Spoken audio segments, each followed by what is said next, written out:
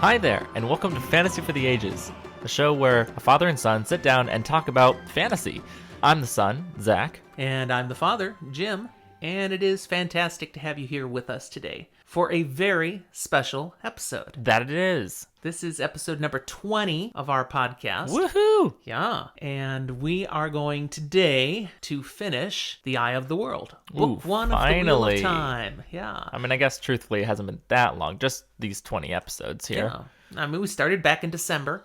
Here we are, mid-March, and we've made it. That's a lot of chapters to cover. We've covered 51 chapters and a prologue so far. 2 last chapters to cover today. Only 13 to 14 more books to go. That's all. We are ready to have some fun talking about all of this.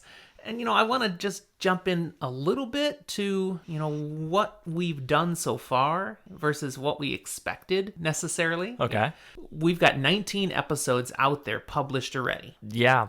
There are over 2,600 listens and downloads of those 19 episodes. That blows me away. Yeah, just a little hobby, us chatting about a series we enjoy, and then throwing in some occasional episodes of other kinds of fantasy content. I 100% expected we'd have about 5 people, 4 of which were somehow related to us, listen for the first at least year, so we're way ahead of that. Absolutely. Something we do really enjoy that's been a part of this is hearing from our listeners. Mm-hmm. For example, we've got Scott, our most faithful YouTube follower, who responds every time he listens to an episode. I mean, I know exactly when he's listening because he will live text at points through the episode with his thoughts and responses. Live commenting. There you go, live commenting. How is that different from texting? Well, usually... that's what you call it on YouTube. It's a comment. Well, live texting would be through SMS messaging or iMessage if you happen to have an Apple device. It's text, as opposed to live tweeting, which is putting it out on Twitter. Live commenting, which would be to comment directly on it. It's not really that big a difference. It's just who gets to see it. I should and where use is it. The right terminology. We've also got another fan who's interacted is Jen out at the Talk Around Riyadh podcast. She's commented on, she enjoys our ongoing debates on how to pronounce different things in this show. Tarval. Don't you mean Tarvalon? Nope. I'm pretty sure not even you for meant a Tarvalon. slightest Yeah. bit. She also recently commented on enjoying the colorful cocktails that I've been posting to Instagram, the ones that I drink here. Oh yeah, mine are much less colorful. Mine is brown right now. Yeah, you're doing coffee again, man. Well, it is at least spiked. You spiced it with something? Yeah, it's spiked. All right. Well, I went ahead and created a rock spider today because... Is that like a rock lobster? No. No, not like Rock the song? spider, lobster and spider... What? There's a song, Rock Lobster. I have never heard of that song. Well, I'll have to play it for you later. Do I want to hear it? I mean, it's fine. It's kind of campy and ridiculous. Okay. It's not like Baby Shark? No, it's closer to like the stuff you like from the 80s. That is, some of it's great. Others, no one's ever heard of, and there's a reason. Huh. Because you're a baby. I guess comparatively.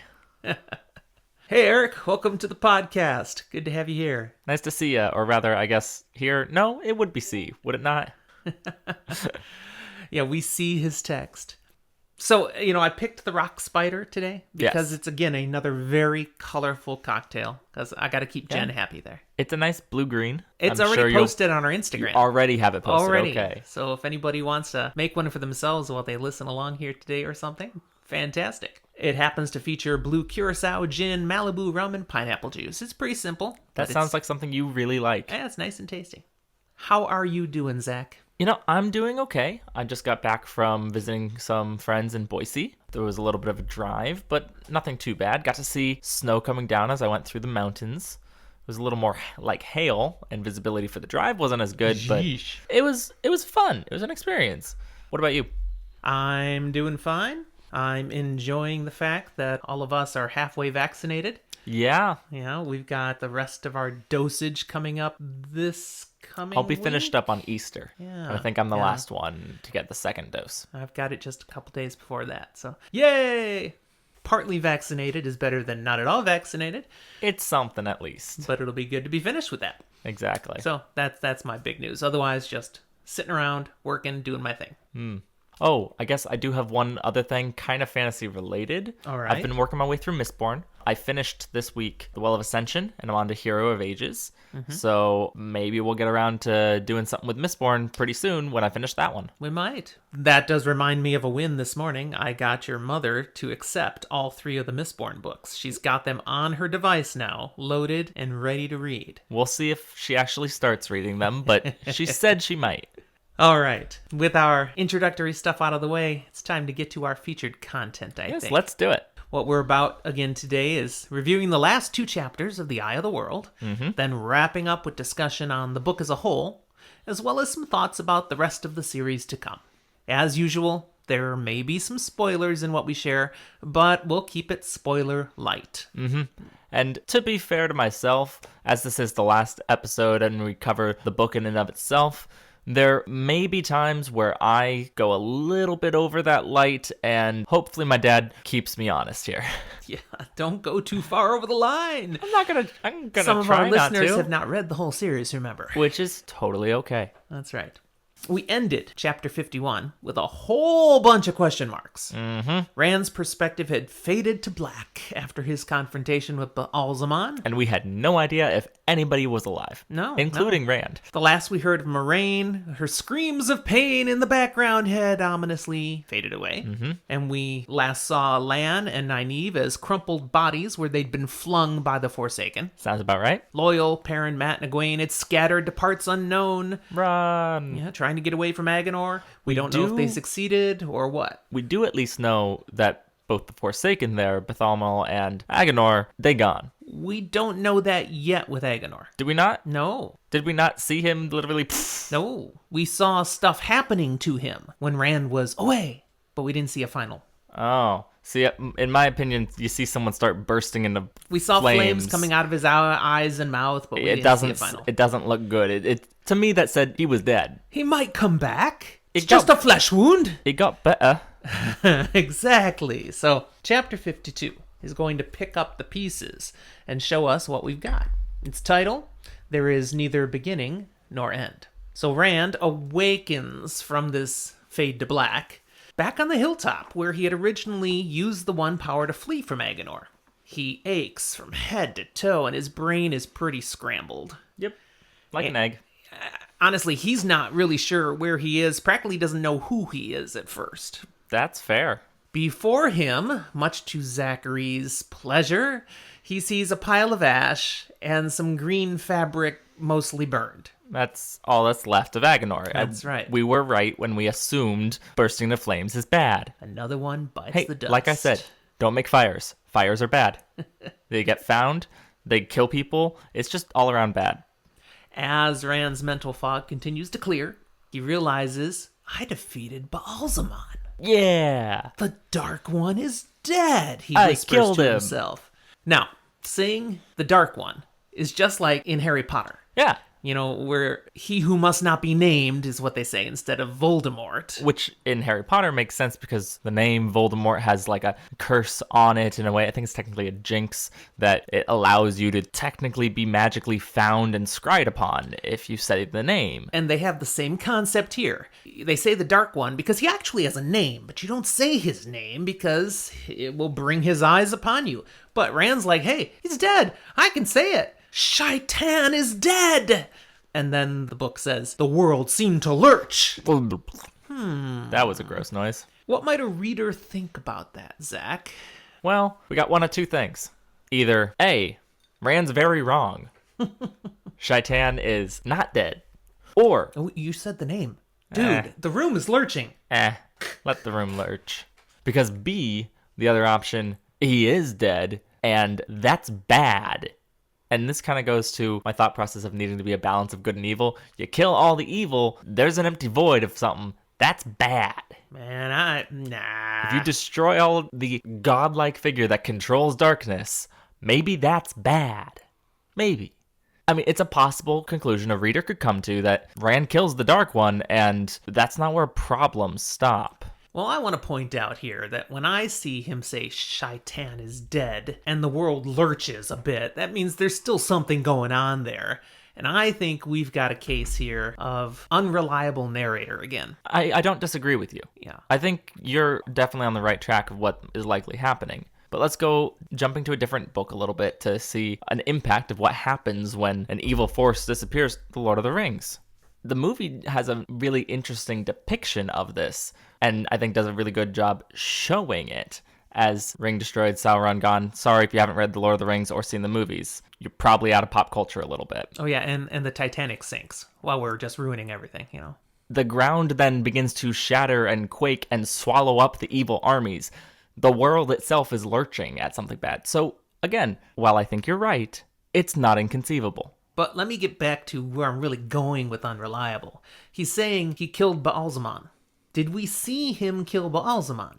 Not necessarily. Now, perhaps as much as we saw him kill Agenor, and you were sure, Oh yeah, he's dead. Agenor's dead, but we didn't actually see Baalzamon as a pile of ash on the ground. He was being consumed by the flames of the power that Rand did at him when Rand ran out of power, and then fell away and fade to black. So we don't know that he killed him, but Rand seems pretty sure. Mm-hmm.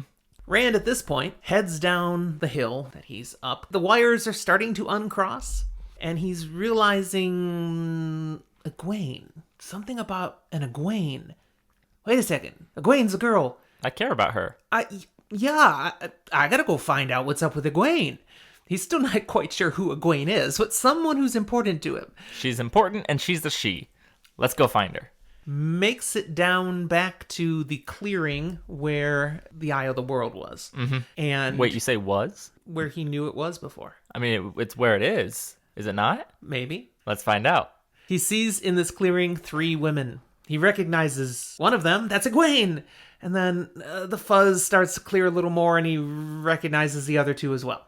And that's good because, well, it's less scary when you recognize people. But they recognize him right away, and they see him standing there looking all fuzzy. I mean, it's obvious he's confused and like, Rand, are you okay? I mean, it's kind of a very clear-cut case of concussion symptoms. Yeah, that's pretty good. So this is Egwene, Nynaeve, and Moiraine. Moiraine is laid out on the grass. She looks pretty beat up. It's not good. Her dress is a mess. She's clearly been shaken up quite well. Egwene and Nynaeve are taking care of her. Egwene's unharmed. There's nothing wrong with her. Good job, Brand. You threw a rock and it worked. Yeah, she was able to get away.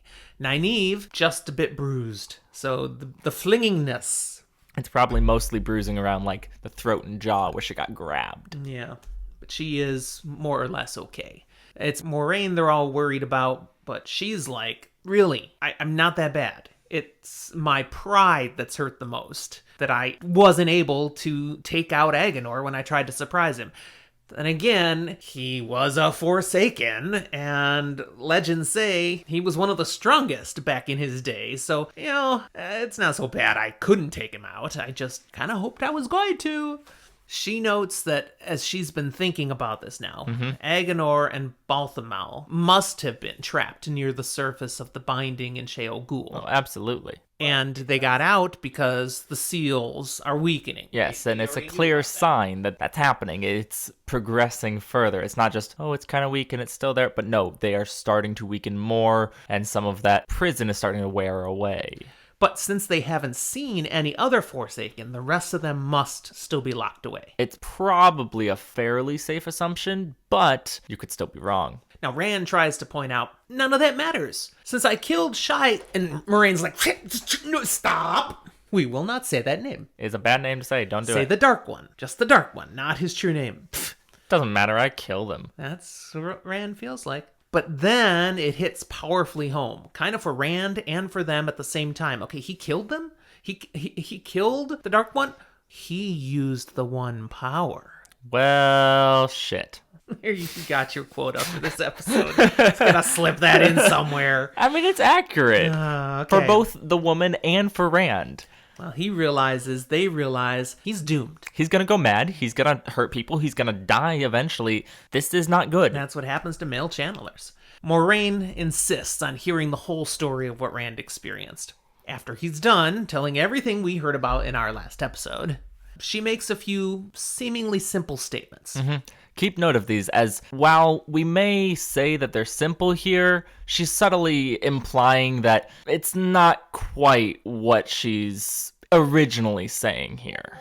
She had suspected Rand could channel, she acknowledges. Going all the way back to when he resisted the bond she made with him through the coin, that token she gave him and the other boys at Emmons Field. That bond should have made him compliant to following her lead, but he still resisted and questioned. So right there, she's like, I think he can channel.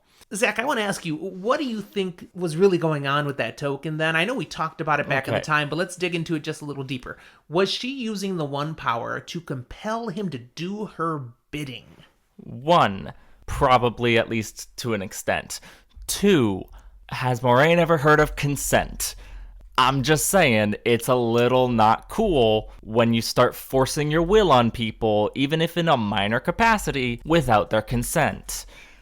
It's a thing. Don't do it. But Moraine has time and time again shown that she has a purpose in mind. She has a greater good, if you will. And she straight up told the boys she'd kill them before she let them fall to evil. So I don't think it's at all out of the question to say she's willing to mind control to make sure that good happens. I do think she's good, or at least she seems to believe herself good. But that's a questionable thing to do in my book. Yes. Yes, I think there could be some morality here. And I think perhaps this kind of strikes home for Rand to hear firsthand that she basically had done something that she intended to make it easier to control him. And let's just go back to the dreams we've been hearing.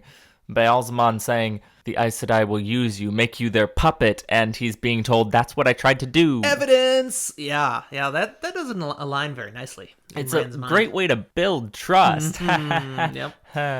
Also then, on their flight out of the Two Rivers, she says, when the horse, Bella, wasn't tired, she suspected at that point that Rand had used Sidene without realizing it because he was just so worried Egwene and Bella would fall behind that he probably channeled right there to make sure Bella had all the energy that was needed. I firmly believe Bella's just amazing. She's great. Bella is a channeler. Bella is a channeler. Now that's a new one. She was able to make herself go further and faster, and it's why she will live forever. Okay. That's not a spoiler. You no, don't I'm have just to saying read to she find will out like if she lives forever. infinitely live through all of the turnings of the wheel. I'm just stating it now. She also highlights that Rand will go mad if he keeps using the one power. He can't keep touching it without the taint driving him crazy. Now, this is a little bit of a callback to the breaking of the world in the Ogier, specifically that Rand can potentially avoid going mad if he doesn't touch the one power. Right. Not just doesn't use it, but doesn't touch it. A lot of male channelers did resist for quite a while because they had no access to the one power and therefore not the taint. Yep. So if he were to manage to do that, he won't go mad. So she's at this point saying he does need to learn to use it. Because right now he's touching it without even realizing he's touching it. And just being at that point means you'll keep touching it, you will go mad, and you'll have no control. So he has to find some way to figure out how to control it, and therefore be able to decide to resist it, to not use it. He needs to use it to know how not to use it. Unfortunately, she says, but myself, all the other Aes Sedai, we can't help you at all. So this is stupid, right? Right? No, I mean, this goes way back to when she was explaining channeling to Egwene, and Rand overheard it. The channeling is so different for women versus men. You know, it's like a bird can't teach a fish to swim, or a fish teach a bird to fly. There are enough... They don't know how There to are do that. enough similarities of what the power is that she could teach him something. Rand overhears some conversation, not how to do things, but rather what things are. A basic description of what the power is so that he can try to piece together what it... She can't teach him how to do things. So I'm going to give a spoiler-lite moment here. There will be later in the series, this will come up again in conversation between men and women talking about it. And when they talk about how to use the power, it makes no sense to each other. Because it is so different. And yet, to a non-channeler, that person can listen to both sides and understand, kind of. They don't, have a way to actually do that, but you can understand the wording, you can read it. It's not going to necessarily help, but it would be something. Well, your point of view is noted. I just firmly believe that the standpoint of, well, it's not like mine, so not only can I not help you, but I won't even try to help you, is dumb.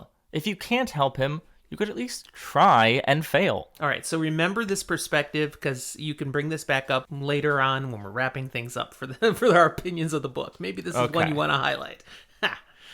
One last thing comes out here. Only the most powerful Aes Sedai in the Age of Legends could have used up all the Saidin that Rand just used without being destroyed. It was a lot of power.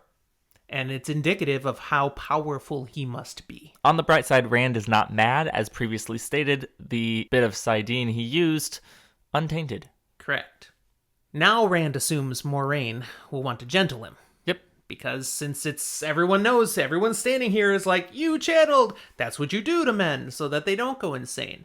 But no, she's nice and peaceful here. She says, no, you're Ta'veren, and the pattern may not be done with you yet. And that actually sets Rand off. He's like, wait a second. I said I always want a gentleman. Now you don't want to gentle me? You want to use me. Not very subtle, Moiraine. You want to use me. Nah, he's not exactly wrong here. He demands, I won't be your false dragon. I won't be the puppet of all the Aes Sedai. And of course, as you said earlier, he believes this because of what Ba'alzamon told him. Mm-hmm. And he has shared the dreams with Moiraine, so she knows what's going on in his brain, and she throws that out there. It's like, if you refuse to be used by the Aes Sedai because of what Ba'alzamon claimed that Aes Sedai have been using false dragons, then you're letting Ba'alzamon use you. Nah, it's fine. Moiraine won't make him into a false dragon. It's fine. No. It's also, she points out, a tool being used does not mean there's something wrong necessarily. She calls him a tool. But hey, Rand, you're a tool. But a tool used the right way is a powerful thing. So come on. It's not so bad. It's pretty bad. But not badass. Nah. To throw back to last episode. Maybe it's badass for Moiraine if she's successful.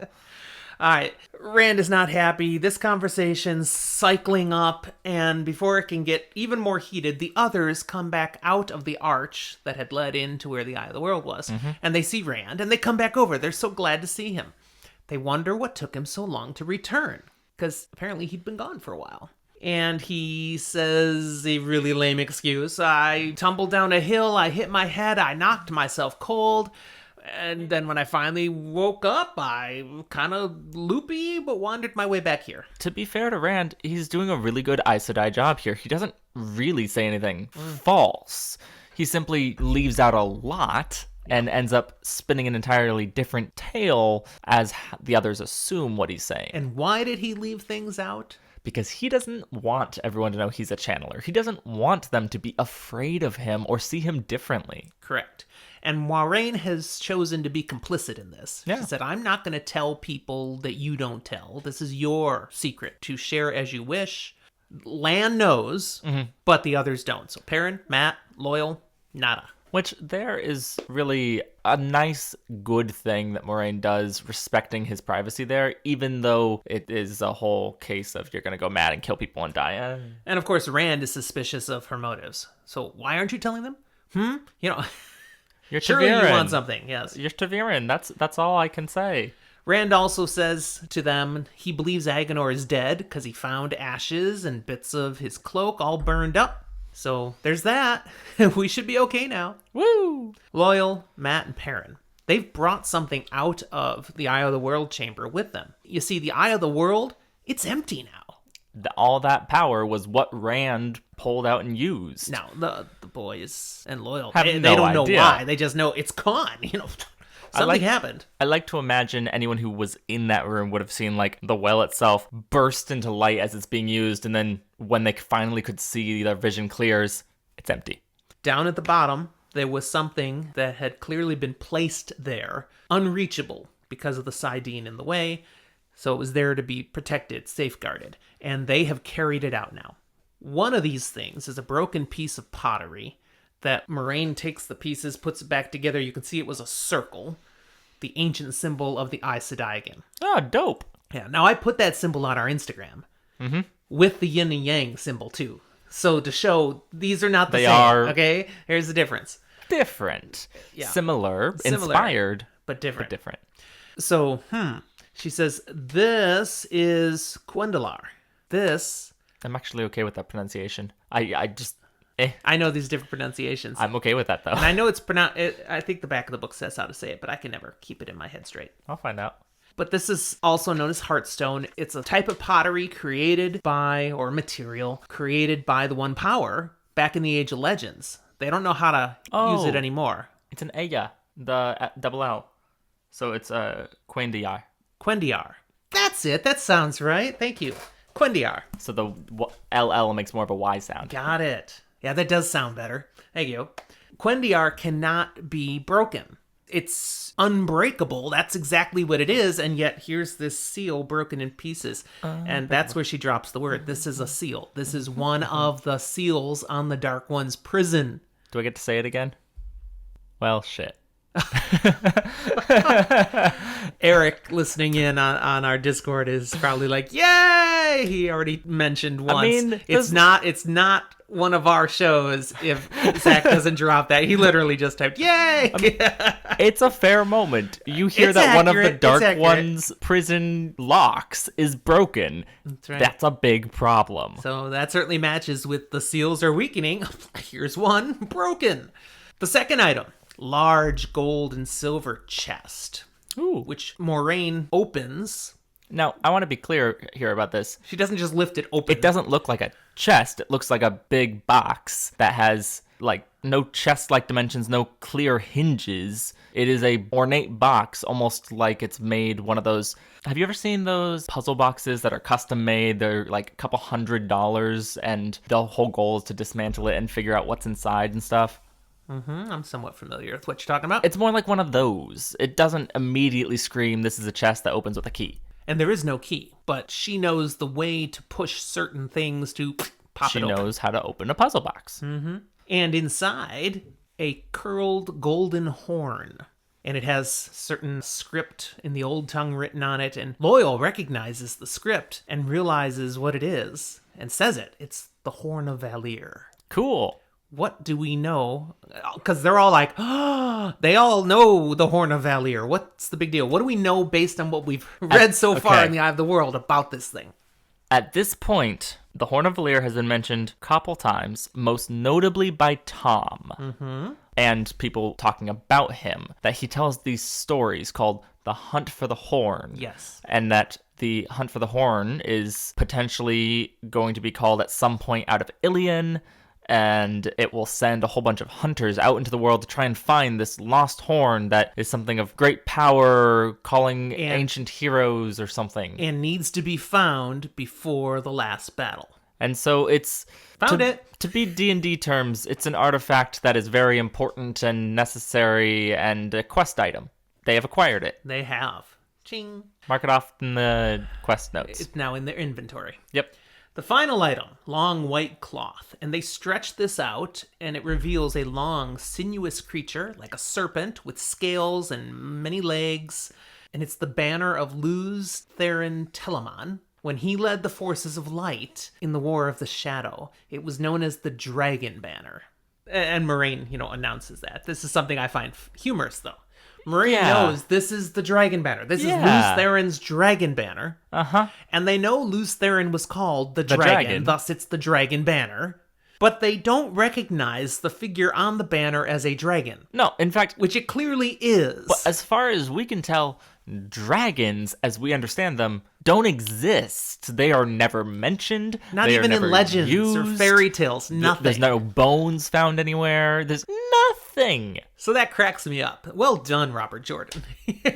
But clearly, there is a depiction of what looks more like a dragon. It's not like he just used the name dragon and didn't use the image. And what it tells me is the term dragon did not make the jump from the Age of Legends to the Third Age, where they are. That is knowledge that was forgotten. But more likely, like us here, as we bring dragons in as a creature of fantasy and terror, we might put a dragon on a banner. It's not confirmed that a dragon is a real force, even in the late Age of Legends, but rather they had the concept of what it was. I wasn't saying they had dragons back then. No, they just knew... had the concept. Right.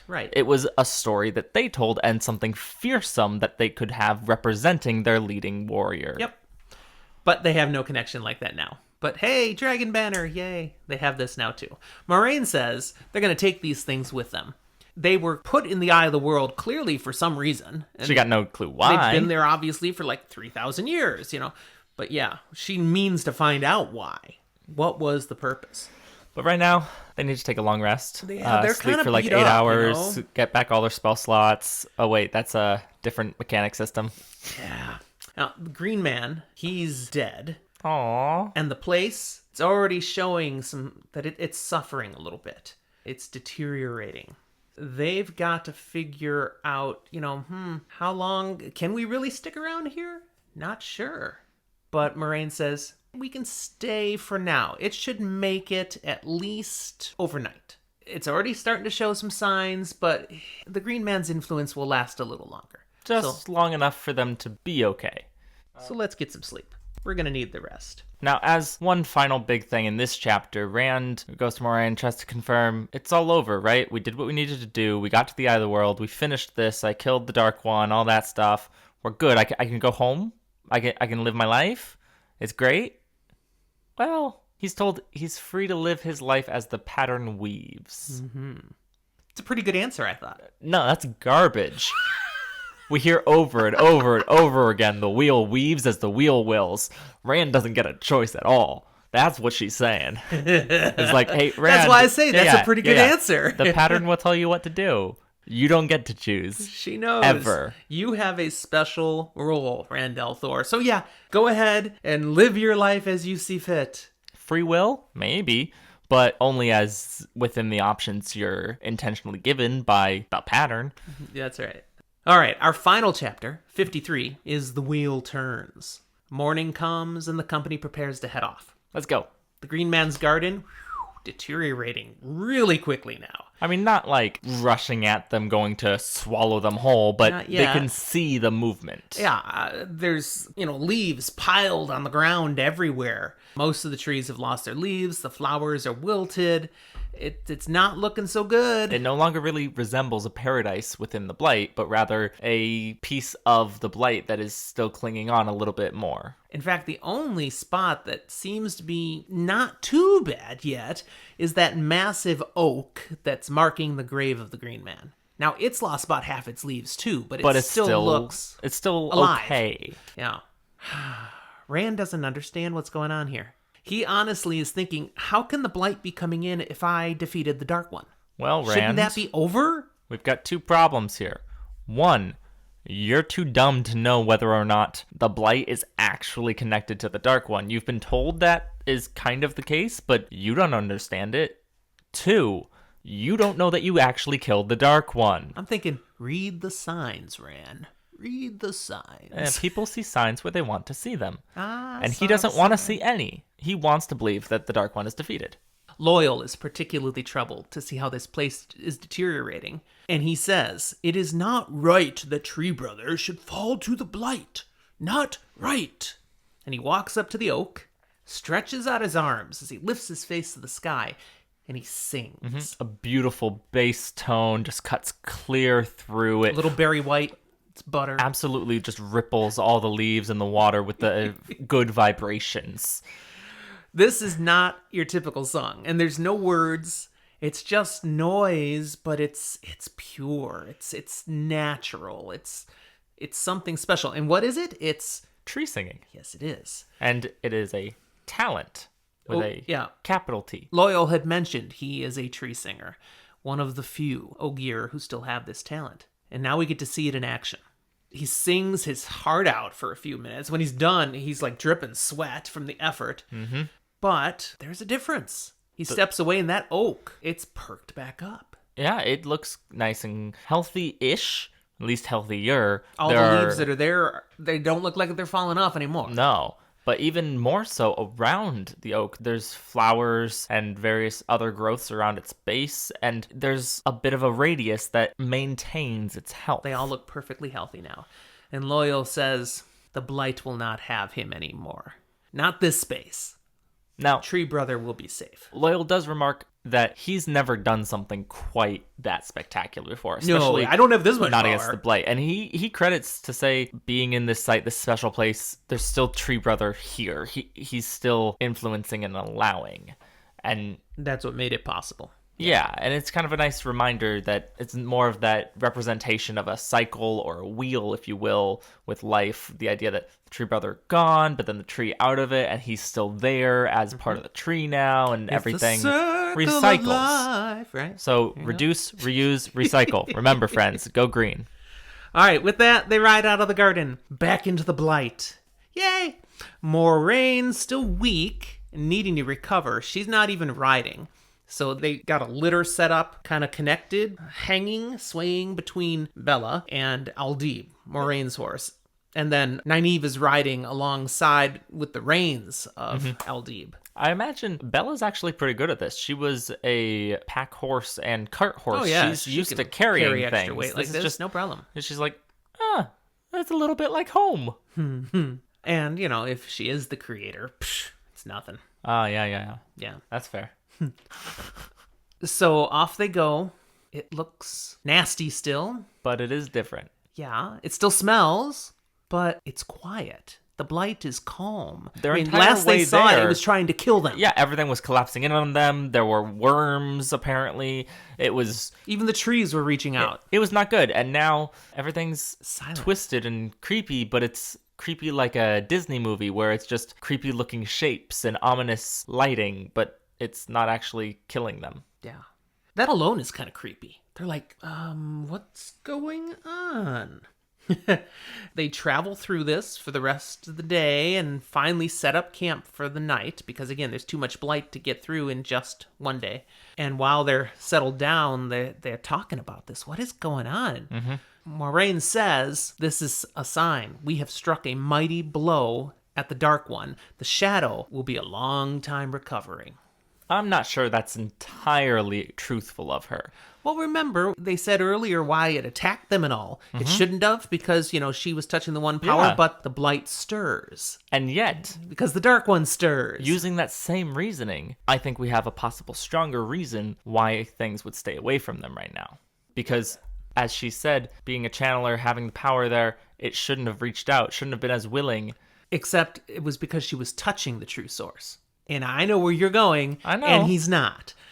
But he also doesn't have control. He needs to learn how to do that. He's not. Just saying. He's not. It could be. It could be just residual energies from the eye of the world. They're just like floating around. It's like he's got an enhanced aura right now. It's just radiating goodness. Yeah. It's a little fluffy. I'll give you your aura. It's like Jeez. he's hanging on to some nice anti-bad energies crystals in his pockets, and they're just really absorbing all that negative energy. Now we're talking crystals? Why not? We are going really deep here now. Why not? Wow. What is that I smell? Coffee.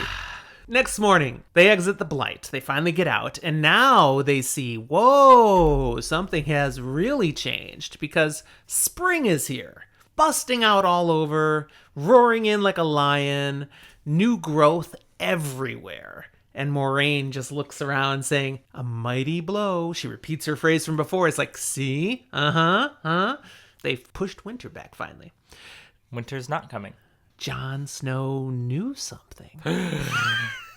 Oh no, something's wrong. They eventually reach the border watchtowers with their shiny Shinarans still there. They are happy now. They're celebrating. They come running out with smiles and practically giggling because they've gotten news from Tarwin's Gap. Oh yes, the wonderful place where a bunch of these Shinarans, I still say it weird. It's okay, I'll get there, maybe. If you can get Tarvalin, I can get Shinarans. All right. But they rode off to their deaths to slow down a huge horde of Trollocs. But I like that. Sorry. The audiobooks are not God. No, but it helps. It makes me feel less Our terrible. Discord is telling us Shinarans, which is kind of between the way we've been saying it.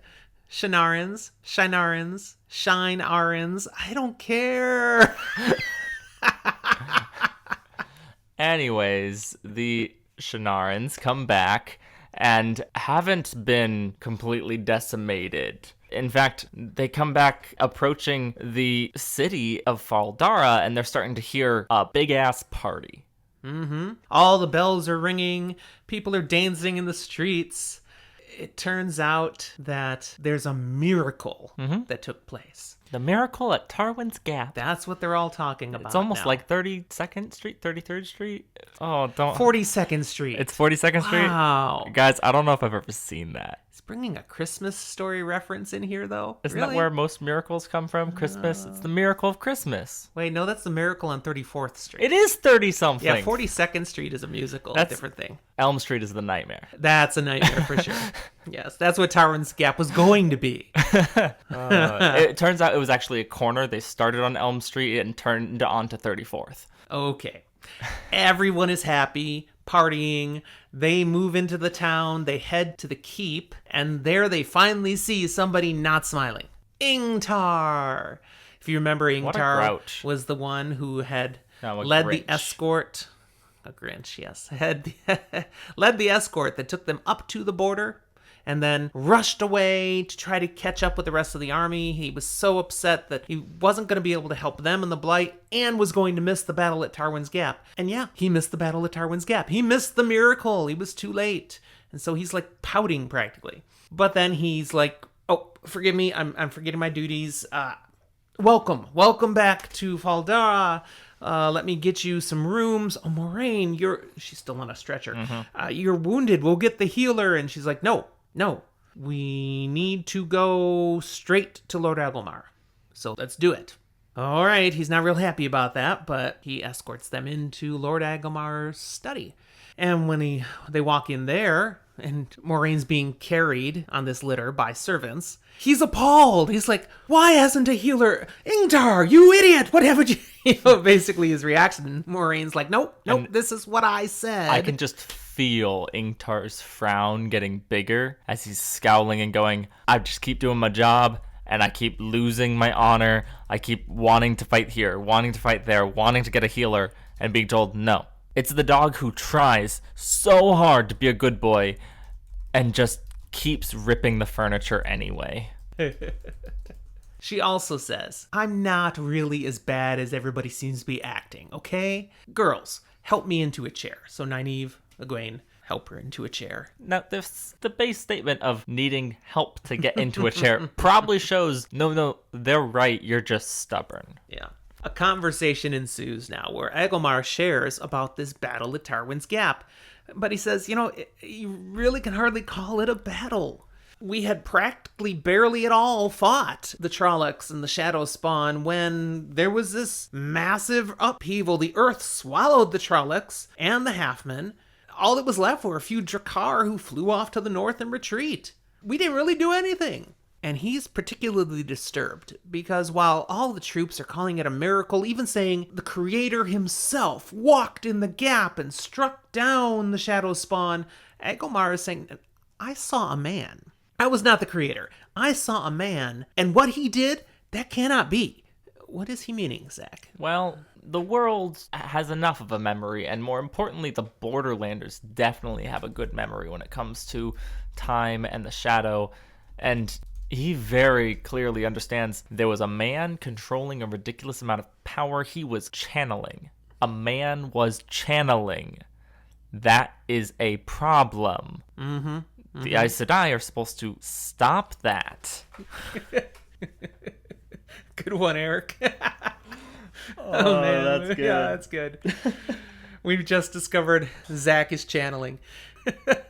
You guys can't see this, but we've been having a kind of an ongoing debate here with Eric on the Discord about the pronunciation of Shinarans and how Zach seems to continually be the one who's right if you're looking at how they pronounce things in the audiobooks.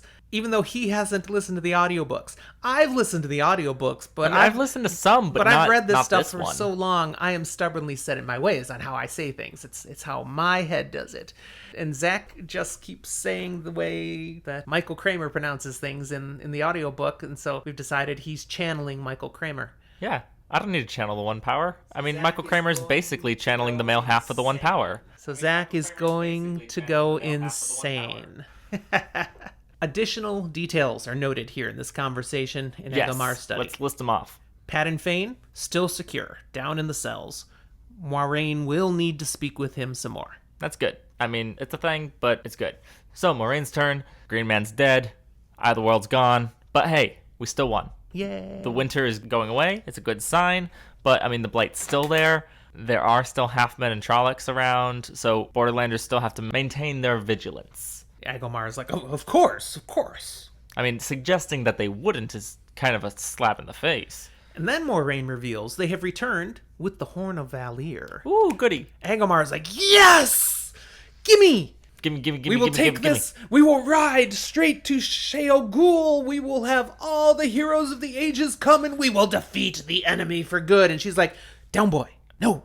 Bad dog. Aww. She's very clear. That is not what this is for. This needs to be taken to Ilion because that is where it will need to be used. Mm-hmm. It's going to be called forth, and it can be presented where the hunt was called. Yep. Now, she clearly has a reason it needs to go there. Oh yeah, she's and you're adamant saying about because it. that's where the hunt. I mean, that's what we know.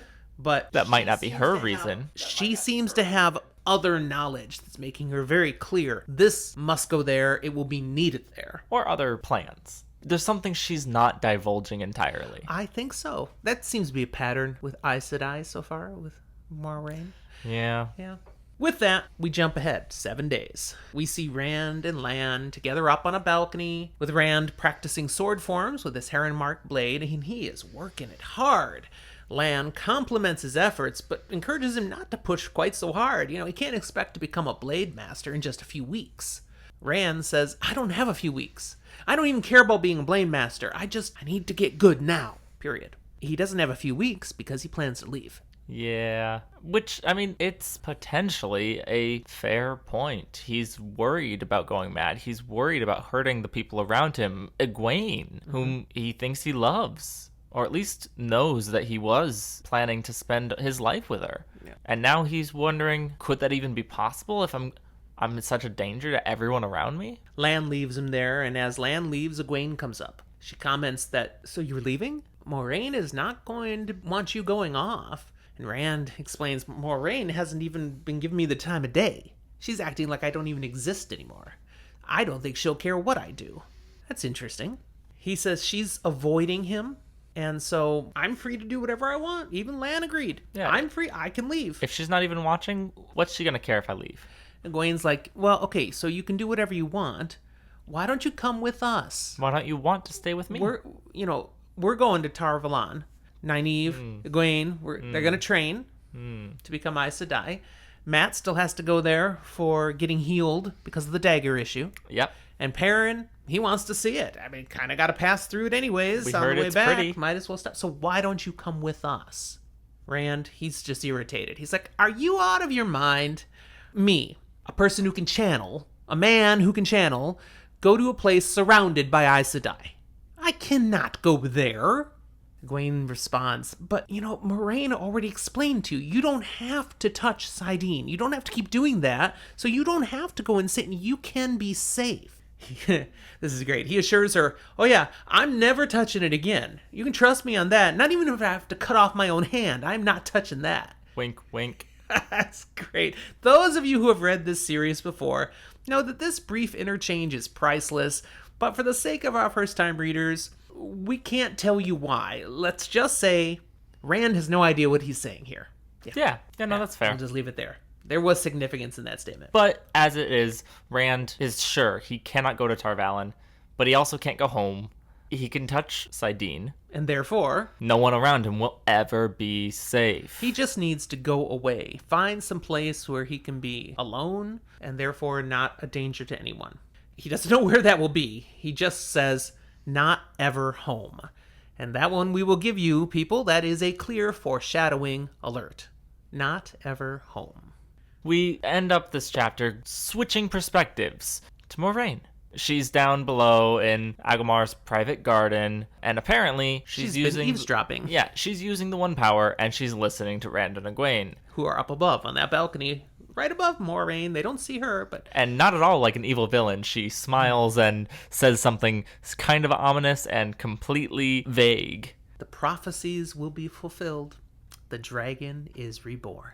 And we close. Now, that tells us two key things, by the way. The prophecies will be fulfilled.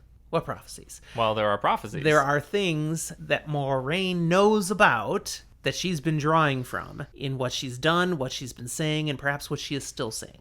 Like maybe that's why the Horn of Valir has to go to Ilion. The prophecies. There's stuff she knows. Mm-hmm. And the actions Rand is taking now, that's also saying to her, the prophecies. This all lines up. And she's clearly identifying him, the dragon. Yeah. Is reborn. In the last chapter, Rand said he will not let them make him a false dragon, and Moraine kind of tongue-in-cheek kind of goes, well, how about the real one? All right, that's the end of the book. Man, what a ride. Yeah, it was a good first book. I thought it was pretty good. And when I read it the first time, I was like, yeah, I think I want to keep reading. I was definitely intrigued. And thankfully, there were a number of books already out in this series. So I went right into the next book, The Great Hunt, just like we'll now be doing on the podcast. I didn't get until like book 7 that there was nothing else. And then I had to start waiting for books to come out. But I got to tell you, that first time reading this book, and I think you probably agree with me on here. Maybe. I had no idea just how much Robert Jordan had loaded into this book that sets things in motion, that's going to come back again, that's foreshadowing. Every time now when I go back and read this book, the mind is a little blown by how loaded this book is. Because I had to make multiple attempts as I was aging to get through the series, first in like 3rd, 4th grade, and I started this book but didn't finish it. First finished this one like as I was going to high school, right there in freshman year-ish, and then again starting and getting through with my final push as I was in college there. Nah, none of the times did I see, especially because there are some things that are not fulfilled until way later. Mm-hmm. And even as you start to see some planted things, or I start to guess, well, maybe this will come back later, it's really masterfully put in there. Now, Eric in the Discord makes a good point here, where he asks, do you think he just planted some things thinking, I don't know where this is going to go, I'll make something up later? Yes and no. Or did he really have it all planned out? Both. I think there are certain things he put in there, fully intending that's where it was going to end up. And sometimes those things might be ones that are a little funkier to get there because it didn't quite fit the story anymore and it had to change a little bit. But I, as a DM, especially when I've done homebrewed campaigns, know I absolutely throw in little hooks here and there. And later on, as I'm thinking and going, okay, where are my characters now? What can I draw from? I look back and realize, hey, I threw this random thing here. What if that actually is a lot more important than my players, or I knew it was at the time? And suddenly, someone losing an arm becomes a massive plot point for their character. Mm-hmm. But they didn't know it that long ago. Yeah, I absolutely would agree that some of what Robert Jordan threw in here was just stuff that this might be useful later, and he didn't have a plan, but then found a way to, oh, this will be good. They'll love this. And he worked it in later. And I hold to that as evidence that there are a few things that happen in this book that seem like it ought to play into something later, and you never hear about it again. And most of those, I'd say, are able to be kind of written off or ignored as just, well, they just never came back up again. They could have, but they didn't. But a couple of them here and there seem to be incongruencies. One of the best ones that I'll mention that I think could very easily be something he just threw in here and then later on went, oh, I could do this would be cool. Mm-hmm. And I'm not going to tell exactly what the payoff is, but when Rand and Matt were traveling the Camelin Road, and that one time that Rand is sick and they're in a barn, and that noblewoman comes in and tries to kill Matt and probably was going to do something with Rand. And they overcome her, and then they tie her up and they leave her. The not smoking gun moment, but the smoking dagger moment. The smoking dagger moment. She'll be back. But she was just an innocuous dark friend who did something. No, I don't That's really so think that was easy a planned that character. could have been just later on Robert Jordan's writing and, oh, hey, I had a character back in the first book. I could bring her back. And I keep in totally mind, could see that. There are so many named characters. Oh, in there's these over books. 2,000 It's like named characters. 2,580 some or something like that, I want to say. Something like that. And that number Of course, that lady of didn't characters, count yet. She wasn't named in that book, No. in this book. But that number of characters leads to a really deep well that you can draw from. And, oh, I have this idea of a character that's going to be, well, if I just use this name I've already got, or this person I've already got, now instead of having to invest in another new character, we get to get further depth in another one. Yep. Yeah, you do have time to do that with 15 books, to go a Yeah. little deeper with a lot of characters. Here's a good thing about where we're going with this series. I did a poll on our Twitter account this week asking people which of the first 4 books of the Wheel of Time is their favorite, Oh, that's just out of easy those for me. 4. That's easy for me. Which one is yours? The 4th. And of the 4, I agree. And that was the big winner on the Twitter poll, too.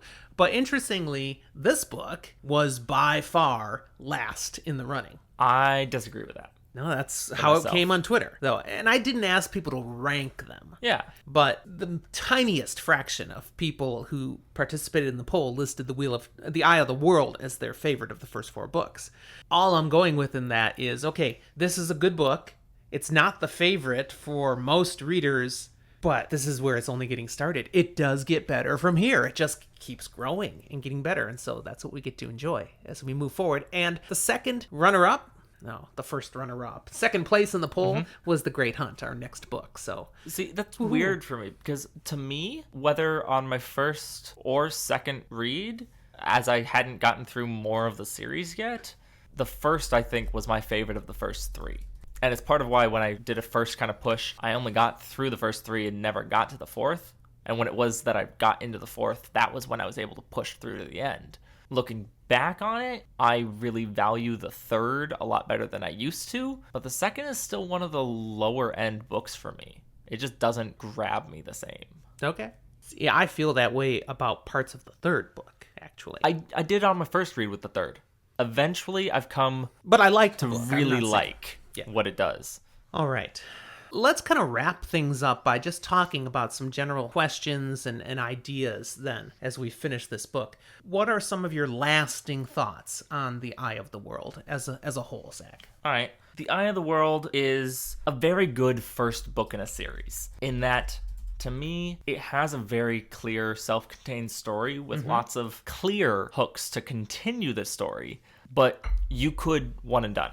You could read this as a standalone novel, and it wouldn't answer every question, it wouldn't satisfy you as well, but it would be a good book. And I think that's worth something in and of itself. If you really want to get someone to read a 15-book series, you need a strong first book. And while it may not be considered the strongest of all the books, it is strong on its own. Okay. I kind of feel sometimes that he wrote it that way just in case it didn't get as much success as necessary. So flopped it and would he had be to a make good it book all by different. itself, and he could just leave it there. And we could all wonder what happens afterwards, but it wasn't essential to know. It was a concluded story in that sense. To me, especially in thoughts of like from a writing perspective, if you're ever starting to try and write fantasy, it sends a nice message and reminder that you can have great grand ideas, but if you can't write a singular book that actually is good, it's not going to catch. I appreciate about this book how Robert Jordan introduced a world with its own uniqueness in a way where he revealed a lot of things, but gave it a feel of this is just natural. Oh yeah, there's a lot of well done world building.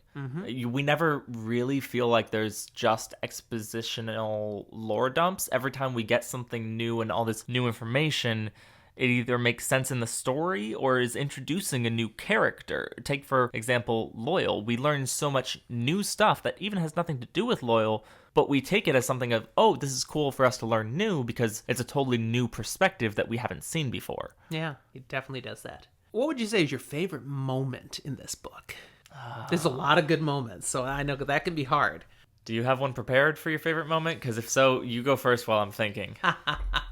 No, I was hoping to be spontaneous here. Here's magic of editing, because Zach needs to think.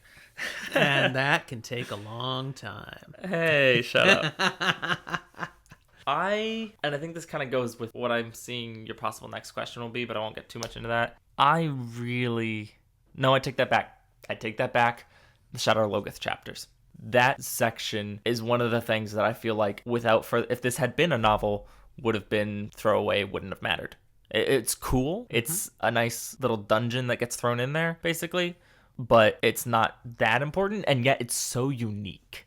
Something that both the good and the bad are afraid of, and that has real impacts hurting people, but in a way that people don't really quite understand. The mystery as well as slight horror aspect of the city. And it's weird for me to think that because I'm not one to really care too much for the horror genre, whether in movies, books, whatever. It's not something I partake in very often because it doesn't grab me very well. Mm-hmm.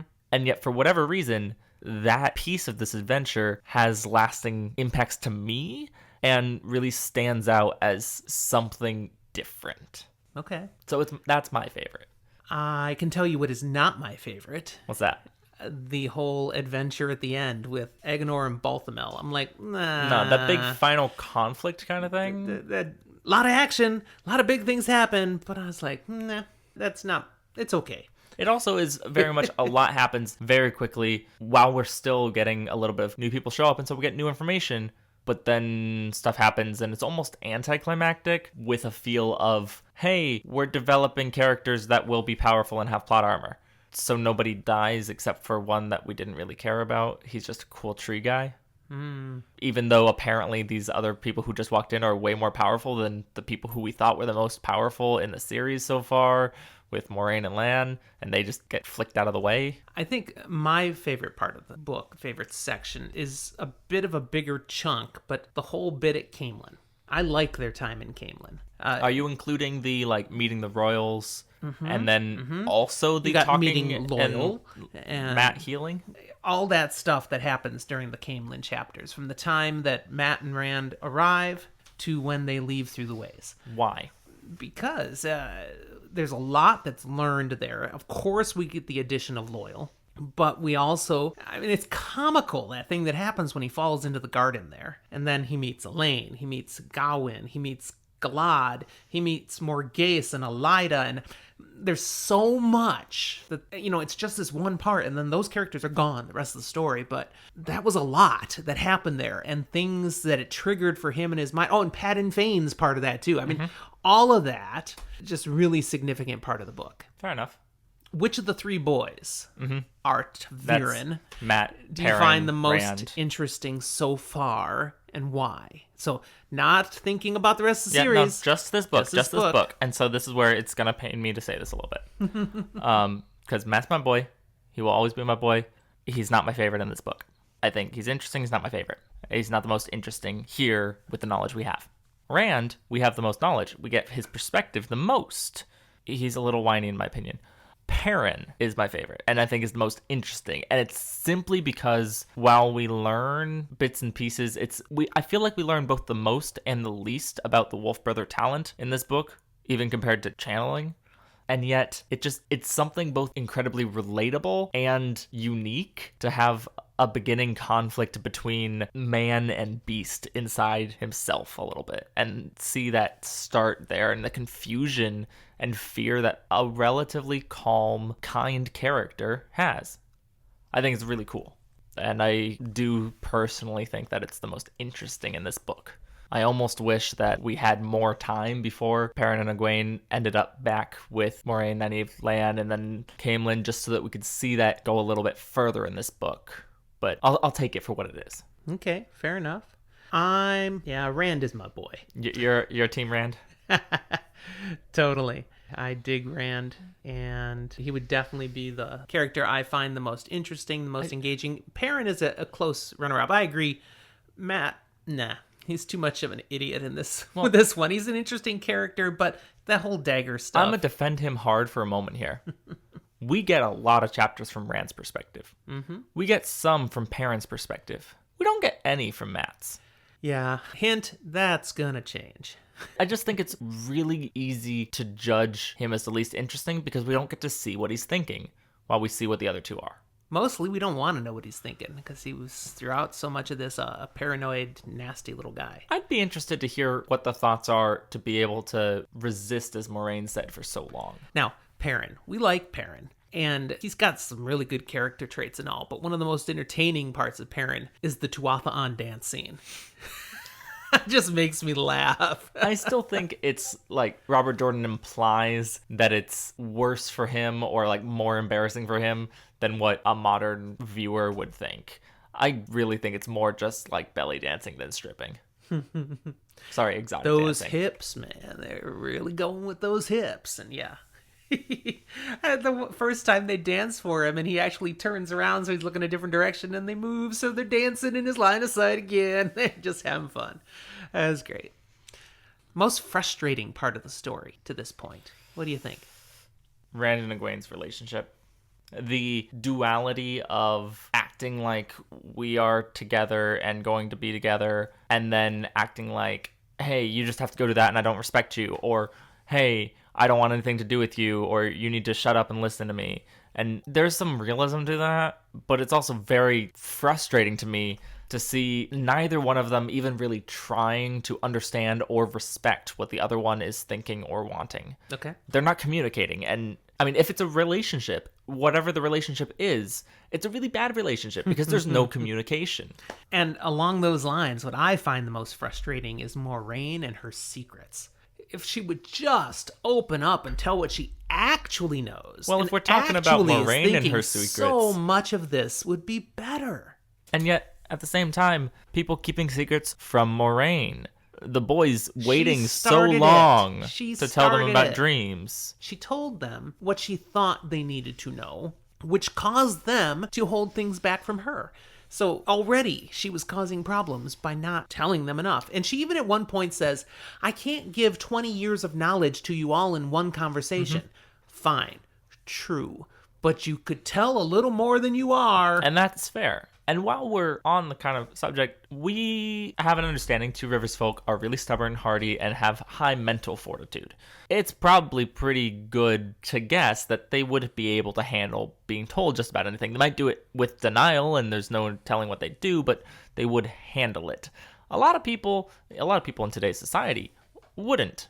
They would, in one way or another, break, I'd think. I don't give the average person enough credit to be able to really legitimately feel like they have the actual weight of the world on them and be just okay. Yeah, but I think this is more about Moraine just being too ingrained to keep things to herself. It's a hard habit to break. Yeah. Cue Chicago. It's a hard habit to break. Habit to break. Yeah, okay. Remember, you can only do like one line before we get hit for copyright royalties. Yeah. Anyway. If you could change things about the Eye of the World, what would you change? I'm going to go with the first one here. Okay. You stole it. Moraine's staff. Get rid of it. It's pointless, and even by the end, we don't even see her using it anymore. There's never a point that she needs to have a staff except to remind us she's a Gandalf figure in this book. So why did she have a staff? She even tells Egwene in frustration at one point that objects aren't part of the one power. No, it doesn't matter. It'd be really cool if we saw, like, in the next book, she finds a new staff or a stick that she uses like a wand, or occasionally uses objects to make it seem like she's using the power, like people understand better. But we don't. We drop that and we go, we had a nod to Tolkien being like, hey, wizards carry staffs. But they don't, so... Yeah, so I would have left that out altogether. I'll give you another one then. And I know this is one that people are very divided on in the fandom for Wheel of Time, but Narg. Way back in the beginning, the Trolloc Narg who talks to Rand in common tongue. And we never see another Trolloc in the whole book. We have all these Trollocs. We never see any of them even try to talk, which makes Narg talking seem a little out of place and dumb. I would have left that out. Didn't need it. Fair. Still thinking? You know, it's... You just think this book is so perfect, you can't come up with much to get rid of. No. To change. I mean... Which is okay. It's a good book. The hard thing for me is, while there might be things that I didn't necessarily love, I, one, do respect that it's in there. And two, sometimes something that in and of itself in the book, I'd be like, I don't love that. I would change that. I Are you wouldn't. thinking butterfly effect here? You can't change Yeah, it because it would have such a little ripple bit, impact? Well, not just what the ripple, but sometimes I think it's not worth it because it's whatever, I don't care, but later it does come back as something that does matter or is cool and has a payoff. And so... Yeah, Moraine's staff did not have a payoff. No, but some of the more important things later on seem useless initially, and so... Well, I'll throw down one statement here. I would change nothing about Loyal. That's fair. Loyal is awesome. Just love that character. You gonna mess with Loyal? That gave you a thought, it looked like. No. Okay, because I was gonna have to disown you and kick you to the curb. A different character, Tom.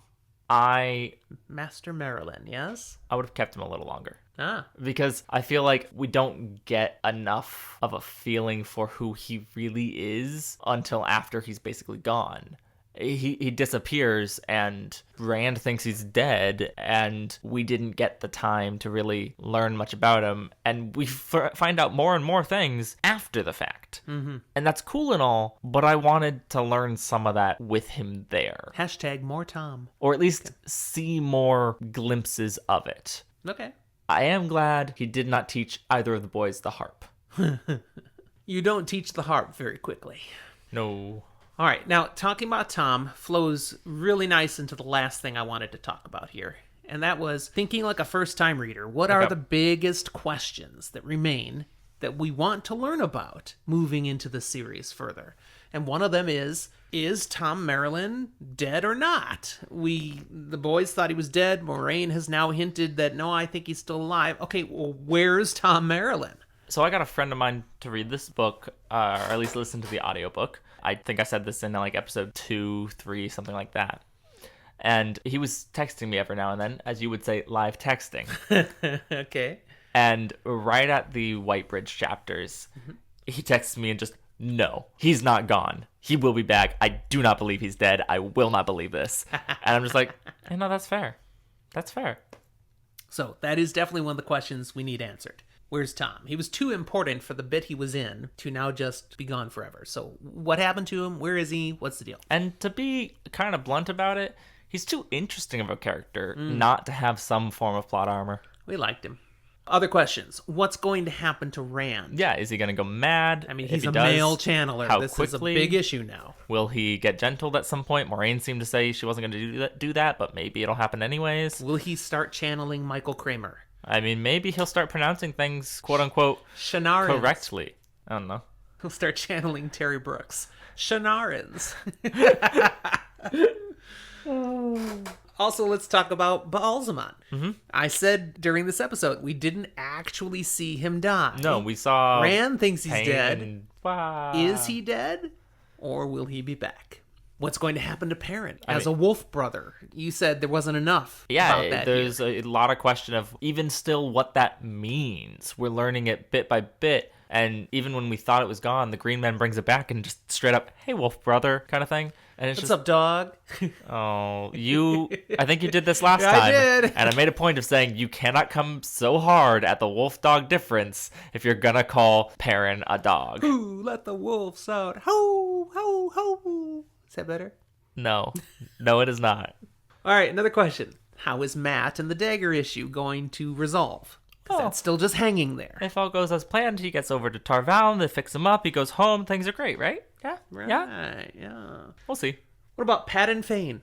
What's going to really happen there? We know there's more going to happen. Oh, yeah. Moraine has to go talk to him. I will tell you on a first-time read, at the very least, that's a question that was there, but I was like, I will totally acknowledge Pat and Fane was not, and this is where we are trying to help you people as you are first-time readers.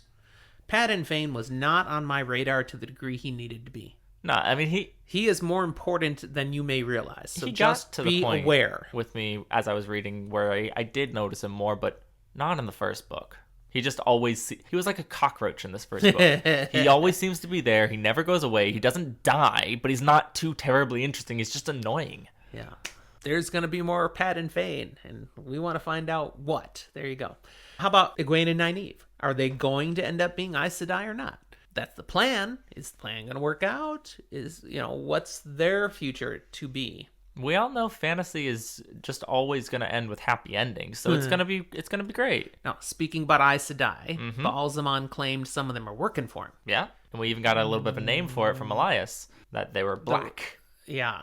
How's that going to play out? We have questions there. The Aes Sedai are the power of this world, and some of them work for the Dark One? What? Yeah, Really? Are we sure? What? Maybe the White Cloaks are more right than they seem. The other question that came to me is I was just thinking, what else? What else is... Okay, we've had this big reveal of, we've got the Horn of Valir.